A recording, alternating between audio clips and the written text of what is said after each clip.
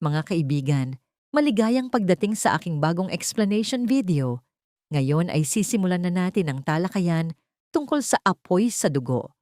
Kung nagustuhan ninyo ang video, huwag kalimutang mag-subscribe sa aming channel na Cinema Insight English. Para sa mga nanonood mula sa Facebook, ang link ng aming YouTube channel ay nasa video description.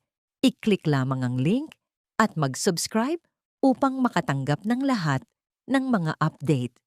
Maraming salamat po sa inyong suporta. Walang kaalam-alam si Angel na nasa tamang pag-iisip pala si Vanessa. Akala niya'y muli niyang madadala si Vanessa sa kanyang kontrol. Ngunit dahan-dahan, lumitaw ang lahat ng kasinungalingan at lihim ni Angel. Bago mamatay ang ama ni Vanessa, iniwan niya ang ilang numero. Agad itong ibinigay ni Vanessa kay Lauren na tumawag at natuklasang hawak ni Vanessa ang lahat ng ebidensyang nakalap ng kanyang ama bago siya namatay. Agad na sinuri ni Vanessa ang mga sobre, dokumento at papeles. Lumitaw ang anino ni Angel sa mga yon, sapat upang magsimula ng investigasyon. Biglang dumating ang mga pulis, hinahanap si Angel. Pinapasok siya ni Sylvia, ngunit nagsimulang magduda sa kanyang puso na maaaring sangkot si Angel sa pagkamatay ni Luigi at ng kanyang lolo. Nabigla si Sylvia nang makita ang mga litrato bago ang mga pagkamatay na unti-unting naglantad ng tunay na pagkakakilanlan ng salarin. Ngunit bago tuluyang lumabas ang katotohanan, nagplano ng bagong pakana si Angel. Sinubukan niyang alisin si Vanessa mula sa bahay ni Marco upang hindi nito matuklasan ang katotohanan. Kasabay nito, nais niyang manatili si Mikay sa ilalim ng kanyang kontrol. Determinado si Angel na gawin ang lahat upang hindi na muling magkaisa ang pamilya ni Vanessa. Hindi titigil si Angel hanggat mapalaya si Vanessa mula sa bahay ni Sylvia.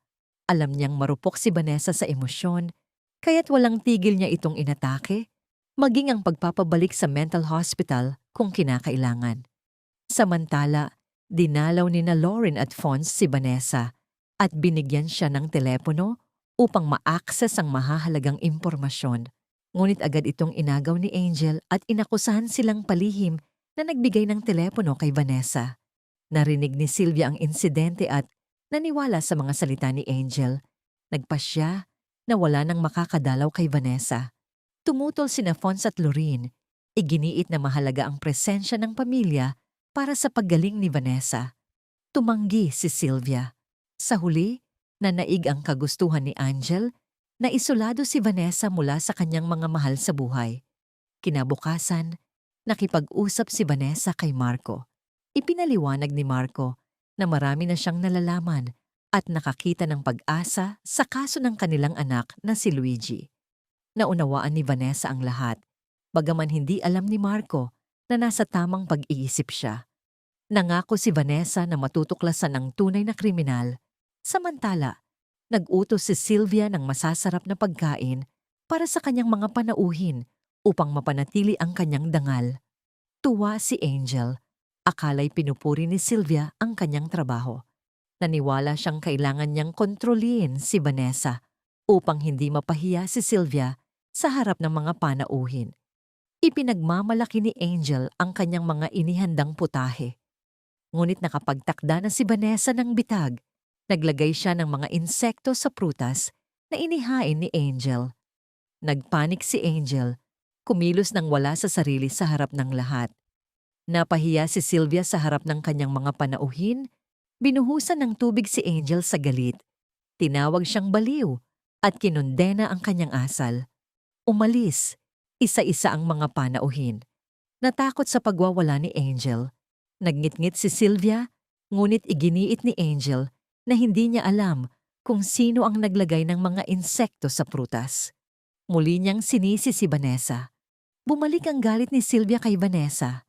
Agad na ipinatawag ni Sylvia si Marco, idineklara na ang kanyang bahay ay hindi mental hospital at dapat ibalik si Vanessa doon upang manatiling payapa ang kanilang tahanan. Ngunit tumanggi si Marco. Malinaw niyang sinabi na kung ayaw ni Sylvia kay Vanessa, mag-iimpake sila at babalik sa kanilang lumang bahay. Tumutol si Angel, Iginiit na sasama siya kina Marco at Vanessa. Ngunit mariing sinabi ni Marco na hindi siya sasama. Matibay ang kanyang desisyon sapagkat ang mga magulang ni Mikay ay sina Marco at Vanessa lamang.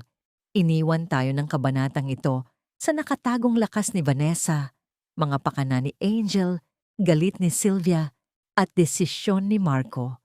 Bawat hibla ay nagpapakita kung paanong papalapit na ang katotohanan kay Angel habang naghahanda si Vanessa na muling mabawi ang kanyang pamilya at ilantad ang mga kasinungalingan. Maraming salamat sa panonood ng buong video.